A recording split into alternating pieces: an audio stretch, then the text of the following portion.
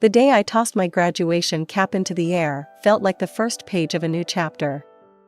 Michael and I had our whole future laid out in front of us, or so I thought.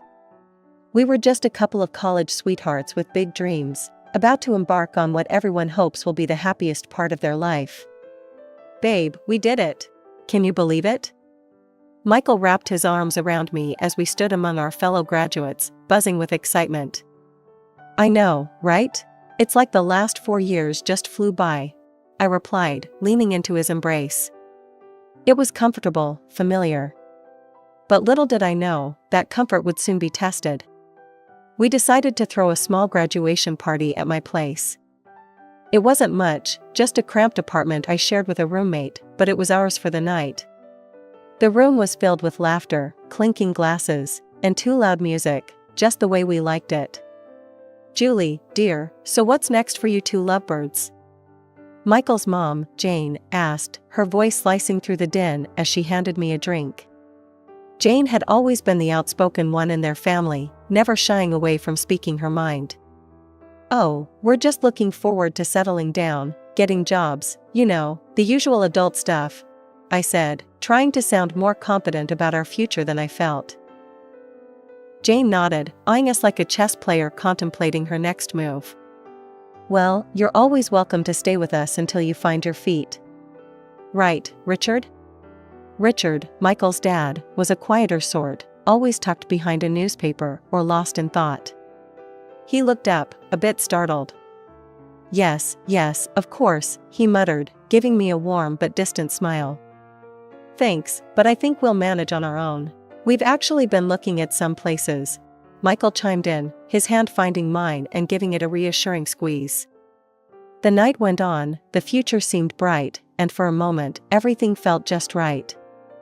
A few weeks later, we found a small house for rent. It wasn't much, but it was a start, a place for us to build our lives together. The day we moved in was chaotic, boxes everywhere, neither of us knowing a thing about setting up a home. "Hey, where do you want this box?" Michael called out from the living room, struggling under the weight of what I assumed was our collection of college textbooks. "Just dump it anywhere for now. We can sort it out later," I yelled back from the kitchen, my hands deep in another box marked kitchen stuff. As we unpacked, we talked about everything, our jobs, which we were about to start, our dreams of eventually buying a house, maybe even starting a family down the line. It all seemed so possible, so close we could almost touch it. It's been a whirlwind couple of years. We'd even started talking about getting a mortgage and buying a place to truly call our own. That's when life decided to throw us a curveball. I was pregnant. The day I told Michael, he was over the moon. "Seriously? We're going to be parents?" he had exclaimed, his face splitting into one of those big, goofy grins that made me fall for him in the first place. "Yeah, seriously," I laughed, my heart swelling with a mix of excitement and nerves. "You ready to be a dad?" "More than ready. Let's do this," he replied, pulling me into a hug that felt like it could squeeze all the worry out of me.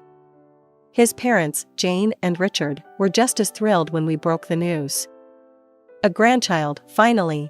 Jane had clapped her hands, beaming. "Oh, Michael, he will be just adorable. I just know it." Richard, ever the stoic one, had simply nodded and offered one of his rare smiles. "Congratulations, you too." Fast forward to the day our little bundle arrived. Lucas was his name, and he was every bit as perfect as we'd hoped he'd be. Jane was the first to declare, "He's a spitting image of you, Michael, at that age. Oh, I'm going to love him even more than I loved you, if that's possible." Her words were meant as a jest, I knew, but they echoed in my mind more often than I cared to admit. Soon enough, Jane's constant presence in our home began to weigh on me. It started out innocently enough, her coming over to help out, cook us meals, give me a chance to shower or catch a quick nap. But days turned into weeks, and her visits stretched longer and longer. By the time Lucas was 5 months old, I was gearing up to return to work, and the issue of who would watch him loomed large. Hiring a nanny felt daunting, not to mention expensive. So, when Jane offered to step in, it seemed like the perfect solution. But it wasn't long before a new worry crept in. Lucas was getting spoiled rotten. Every day I came home to new toys, new clothes, things we didn't need, things we didn't even have space for. One evening, after finding a brand new, overly expensive baby gadget set up in the living room, I couldn't hold back any longer. "Jane, we need to talk. All of this." I gestured around. "It's too much. He doesn't need all these things." Jane looked taken aback, her hands pausing in the act of folding some of Lucas's freshly laundered, designer baby clothes. "But I just want to give him everything. He's my grandson." "I know, and I appreciate that, really, I do. But he needs to learn to appreciate things, too. He can't have everything he wants." I tried to explain, my voice firm yet gentle. Before Jane could reply, Michael stepped in, his tone surprisingly sharp. "Mom's right, Julie. What's the harm in pampering him a bit? He's just a baby." I turned to Michael, frustration simmering. "It's not about now, Michael. It's about setting precedents. About him growing up thinking he can have anything he wants." The conversation ended there, but the issue didn't. I lay awake that night, wondering if I was being too harsh, or if I was just trying to be the kind of mom I thought I should be. After we moved into our new house, a dream fulfilled by a tight budget and a hefty mortgage, life took on a semblance of normalcy, or so I thought. Our little Lucas was now a bubbly, toddling 1-year-old, filling the house with his laughter and the pitter-patter of tiny feet. Just as we were adjusting to being homeowners and the financial strains it brought, life decided to throw another curveball my way. I was pregnant again. That evening, after dinner, Lucas playing at our feet, I broached the subject. "Michael, I have something amazing to tell you. I'm pregnant again." My voice was shaky, teetering between nervousness and excitement. Michael's face, however, didn't mirror my enthusiasm. It fell, his brow furrowing deeply as he processed the news. "What? Now? Julie, you know this isn't good timing. We're barely managing as it is with the mortgage and everything. This might not be the best idea." The words he didn't say hung heavily between us. "Get rid of it." I felt sick to my stomach, not from the pregnancy, but from his implied suggestion. His parents were even less supportive. When we told them, hoping for some words of encouragement or even excitement, Jane was quick to express her disapproval. "Julie, one child is enough to give everything to. Lucas needs all the resources we can provide. Another child might just stretch things too thin," Jane lectured, her tone final, as if she'd just passed down a law. "I don't believe that's true," I countered, feeling a surge of protectiveness. "Many families have more than one child. We can adjust and manage. It's not about resources, it's about love." Michael interjected, siding with his mother. "Mom's right, Julie. Think about what's best for Lucas. Maybe it's not the right time for another baby." But my mind was made up. "I'm having this baby, Michael, with or without your support," I declared, a resolve stealing within me that I hadn't known I possessed. The months that followed were tense and cold. Michael's disappointment turned into resentment that neither of us knew how to navigate. When our daughter Mia was born, he wasn't by my side. He didn't even come to the hospital. Returning home with Mia, cradling her in my arms while managing the door keys, was one of the loneliest moments of my life. At home, Jane's attitude was frostier than ever. She barely glanced at Mia, her granddaughter, choosing instead to focus all her attention on Lucas. "Let me take Lucas for some time. You'll have your hands full with the baby," she offered, her voice devoid of warmth. After a moment's hesitation, I agreed. It would be easier to adjust at home with Mia without Lucas needing my immediate attention. But handing Lucas over to Jane felt like I was splitting my heart in two. The days turned into weeks, and Michael's visits home became fewer and farther between. He often stayed at his mother's, avoiding the responsibility of dealing with Mia or our strained relationship. When Mia turned 1, Lucas returned from staying with his grandparents. He had been away for what felt like forever, and I thought his coming back would bring some normalcy back to our fractured home. I couldn't have been more wrong. Lucas had changed. The little boy who left was not the boy who came back. He had become demanding, defiant, and, frankly, spoiled rotten. It was clear Jane and Michael had doted on him to the extreme, exacerbating the disparity between how my children were treated. Mia, in stark contrast, had grown quiet and self-contained, accustomed to receiving far less attention than her brother. One afternoon, the tension that had been building up spilled over. I was in the kitchen, preparing snacks for the kids, when I heard a scuffle from the living room, followed by Mia's cry. Rushing in, I saw Lucas standing over Mia, a smug look on his face, while she sobbed on the floor. "Lucas, why would you push your sister? That's not okay," I exclaimed, pulling Mia into my arms to comfort her.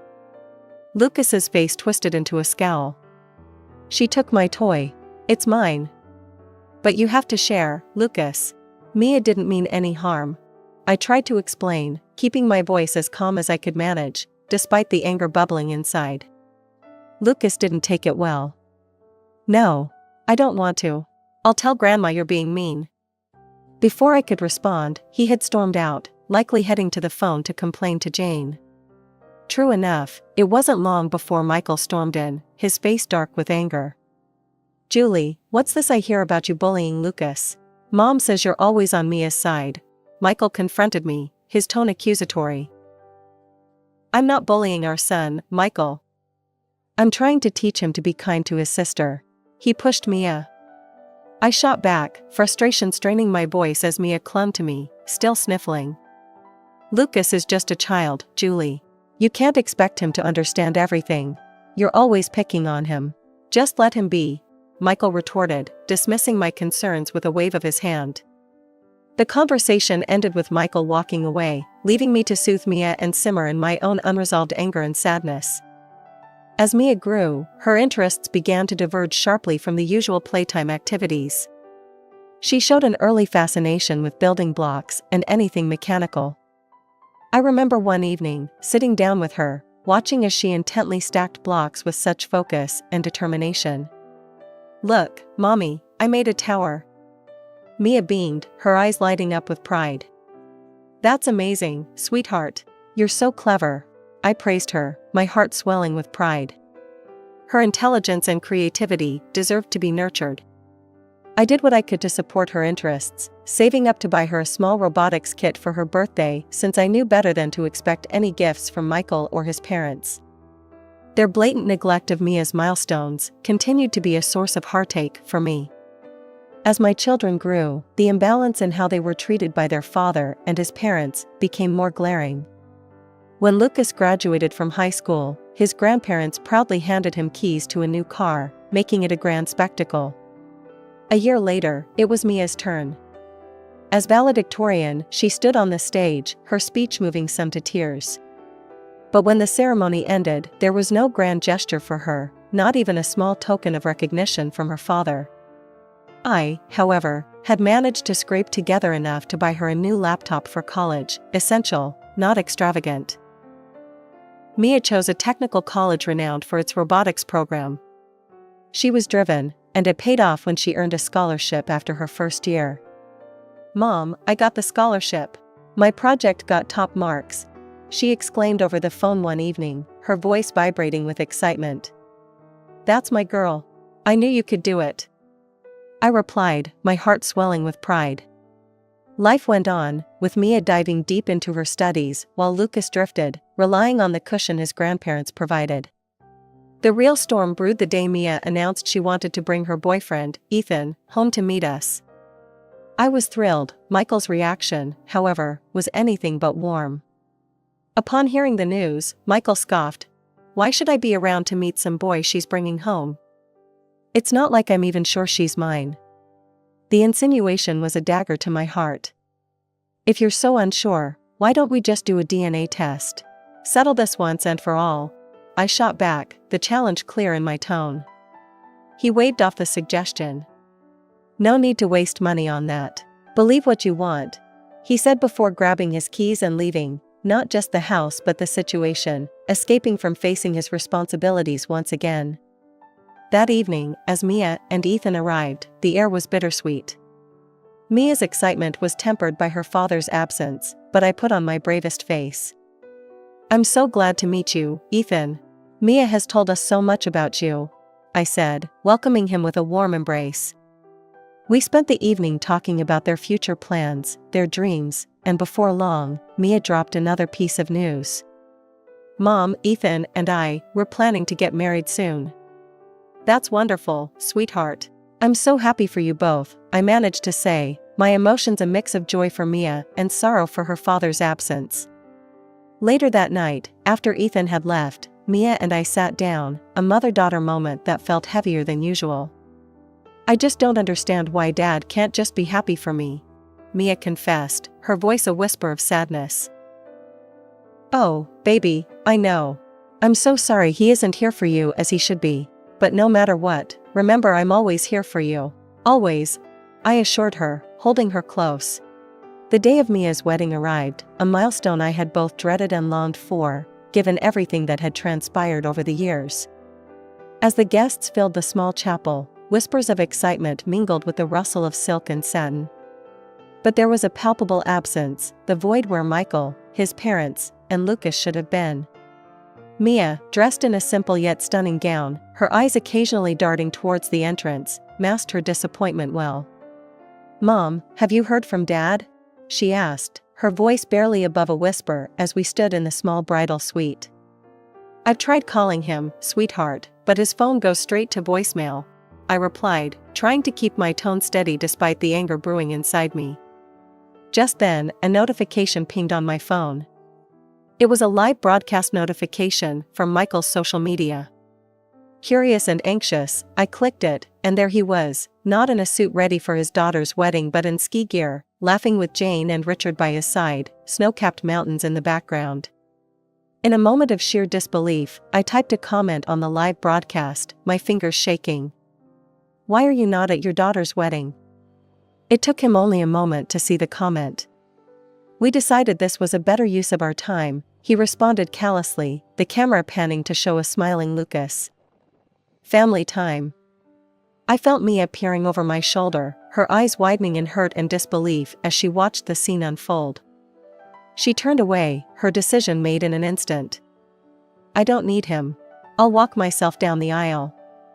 From today on, I consider my father dead to me.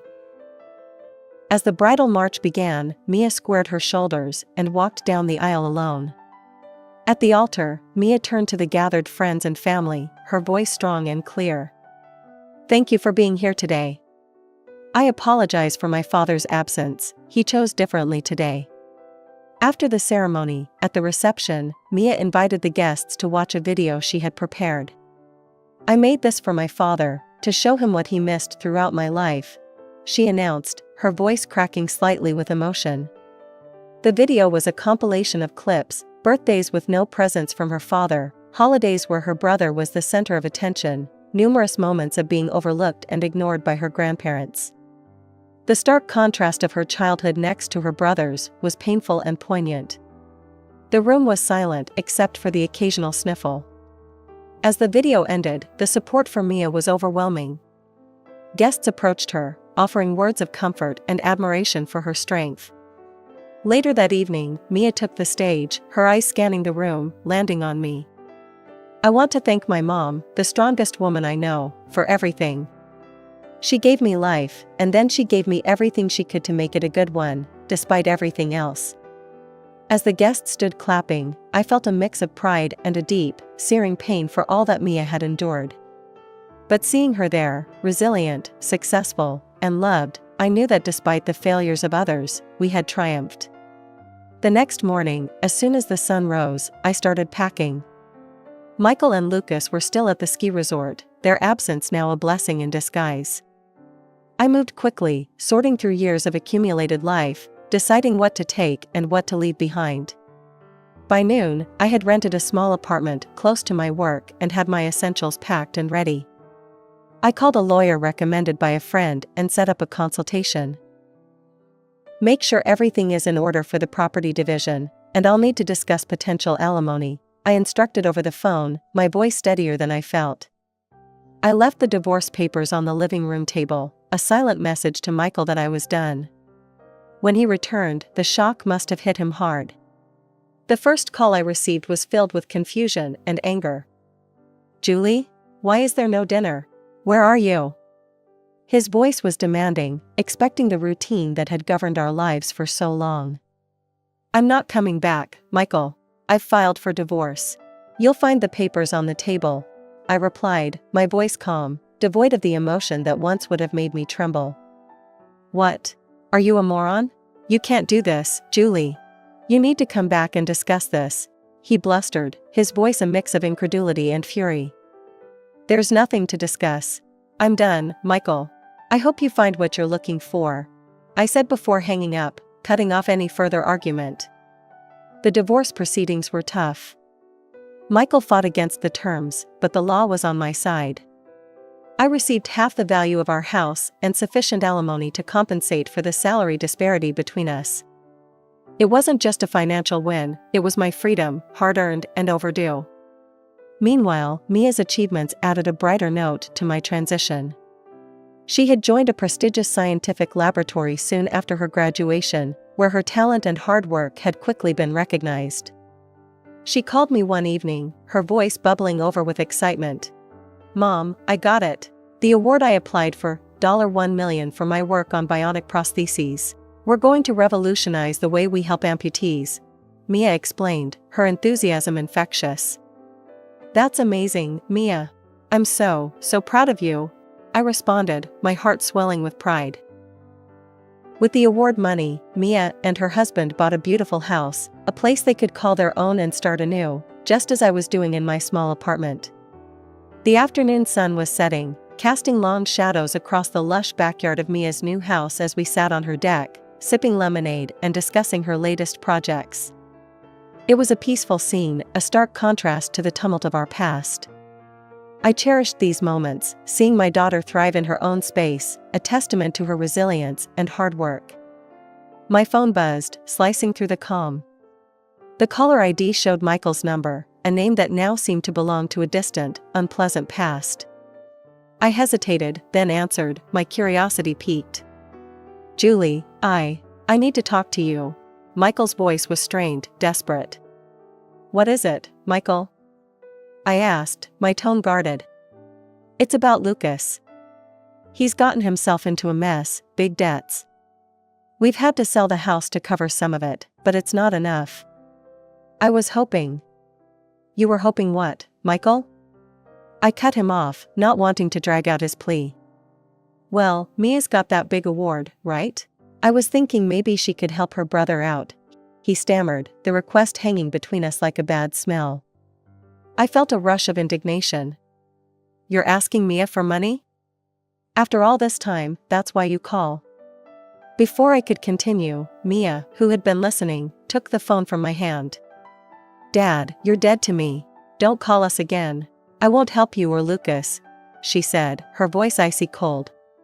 She hung up the phone and handed it back to me, her hand shaking slightly. I reached out and pulled her into a hug, whispering, "I'm right here, sweetheart.